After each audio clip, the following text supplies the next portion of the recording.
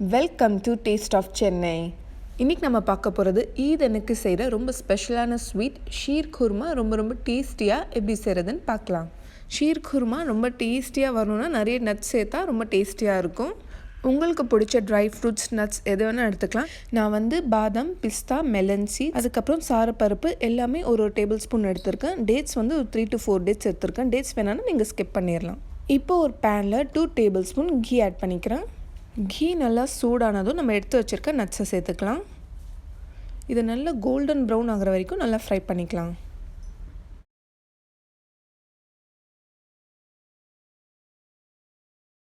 இப்போ நட்ஸ் நல்லா கோல்டன் கலருக்கு வந்துருச்சு.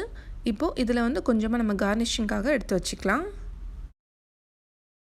ஷீர் குர்மா செய்கிறதுக்கு இந்த மாதிரி சேமியா நம்ம யூஸ் பண்ணிக்கணும். நான் 70 கிராம் சேமியா எடுத்திருக்கேன். இதை கீயில் சேர்த்து இதுவும் நல்லா கோல்டன் ப்ரௌன் ஆகிற வரைக்கும் நல்லா ஃப்ரை பண்ணிக்கலாம். சேமியா நல்லா ஃப்ரை ஆனதும் காய்ச்சின பால் 1 லிட்டர் சேர்த்துக்கணும். பால் நல்லா திக்காக இருந்தால் நல்லா டேஸ்ட்டாக இருக்கும். இப்போ இதை நல்லா மிக்ஸ் பண்ணிக்கலாம். ஒரு 5 மினிட்ஸ் நல்லா குக் ஆகட்டும். இப்போ பார்க்கும்போது பால் அதிகமாகவும் சேமியா கம்மியாகவும் தெரியும். ஆனால் ஆறுனதுக்கப்புறம் இது கரெக்டாக வந்துடும்.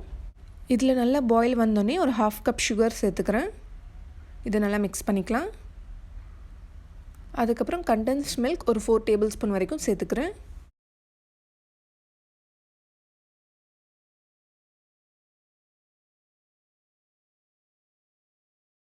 அதுக்கப்புறம் இது ரெயின்போ எவாப்ரேட்டட் மில்க் 100 ml சேர்த்துக்கிறேன். இது கல்ஃபில் எல்லா இடத்துலையும் கிடைக்கும். இந்தியாவில் இது கிடைக்குதா எனக்கு தெரியல. கிடைக்கலனா ஸ்கிப் பண்ணிடலாம், எதுவும் பிரச்சனை இல்லை. ஆனால் இது சேர்த்தா நல்லா டேஸ்ட் கிடைக்கும். உங்களுக்கு ரோஸ் வாட்டர் ஸ்மெல் பிடிக்குன்னா அது கூட ஃபியூ ட்ராப்ஸ் ஆட் பண்ணிக்கலாம். அப்புறம் ஏலக்காய் தூள் ஒரு 1/4 டீஸ்பூன் சேர்த்துக்கிறேன். நல்லா மிக்ஸ் பண்ணிக்கலாம். இது ஒரு 5 மினிட்ஸ் பாயில் ஆகட்டும். அதுக்கப்புறம் நம்ம சுவிட்ச் ஆஃப் பண்ணிடலாம். இப்போ நம்ம ஷீர் குர்மா ரெடி ஆகிடுச்சு. இப்போ இதை சர்வ் பண்ணிடலாம்.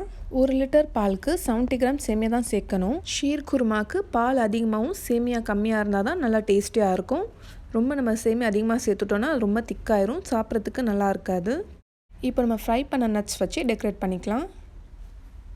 இப்போ நம்ம super delicious sheer kurma ready ஆகிடுச்சு. ஈத் அன்னைக்கு இது மார்னிங்கே செஞ்சுருவாங்க. எல்லாருக்கும் ரொம்ப பிடிக்கும். நீங்களும் ஈத் அன்னைக்கு ட்ரை பண்ணிவிட்டு எப்படி வந்துச்சுன்னு சொல்லி எனக்கு கமெண்ட்ஸில் சொல்லுங்கள். என்னோடய ரெசிபி உங்களுக்கு பிடிச்சிருந்தால் லைக் பண்ணுங்கள், ஃப்ரெண்ட்ஸ் ஃபேமிலி கூட ஷேர் பண்ணிக்கோங்க.